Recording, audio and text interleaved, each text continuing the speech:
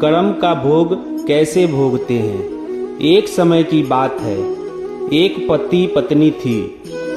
पति पत्नी जंगल से अपने घर की तरफ जा रहे थे। चलते चलते उन्होंने एक पेड़ के नीचे विश्राम करने का सोचा। पति अपनी पत्नी की गोद में अपना सर रखकर सो गया। तभी वहां पर एक योद्धा आया। योद्धा भी विश्राम करने के लिए पास वाले पेड़ के नीचे बैठ गया। पत्नी उस योद्धा से कहती है, मैंने कभी अपने जीवन में तलवार नहीं देखा। क्या आप मुझे कुछ समय के लिए अपनी तलवार देखने को मौका देंगे? योद्धा को उस औरत की बातों पर विश्वास हो जाता है और वह तलवार उस औरत को देखने के लिए देता है। औरत तलवार पकड़ते ही अपने पति का गला काट देती है और तलवार योद्धा की तरफ रख देती है और खुद नगर की तरफ भागते हुए कहती है, इस योद्धा ने मेरे पति को मार डाला। यह बात राजा तक पहुंची। राजा ने उस औरत की बात को सुना और योद्धा को दोषी ठहराया।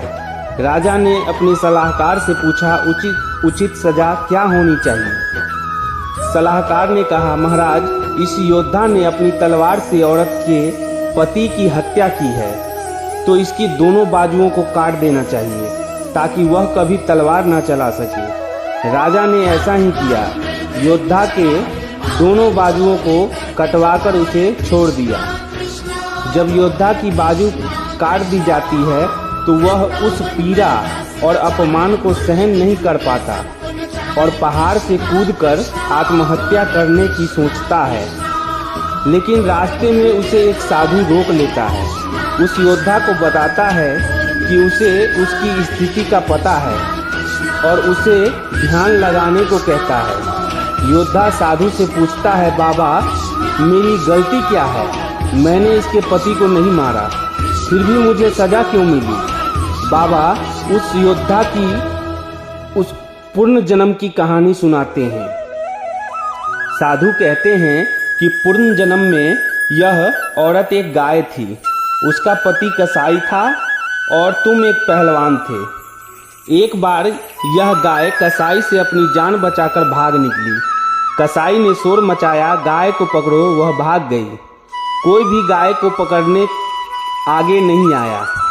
सब जानते थे कि यह गाय को पकड़कर मार देगा, पर तुमने अपनी शक्ति का प्रदर्शन करने के लिए आगे आए और अपने बाजुओं से उस गाय के सींग पकड़कर उसे रोक दिया और उसे कसाई के हवाले कर दिया। कसाई ने उसे मार दिया।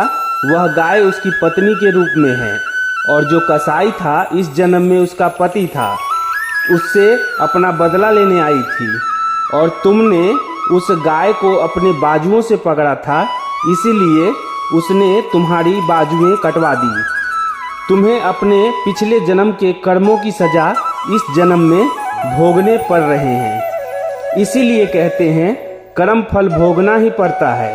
इस जन्म में नहीं तो अगले जन्म में हमें सदा अच्छे कर्म करने चाहिए। जैसे जिसकी सोच वैसे उसके कर्म, जैसे जिसके कर्म वैसे ही उसका फल।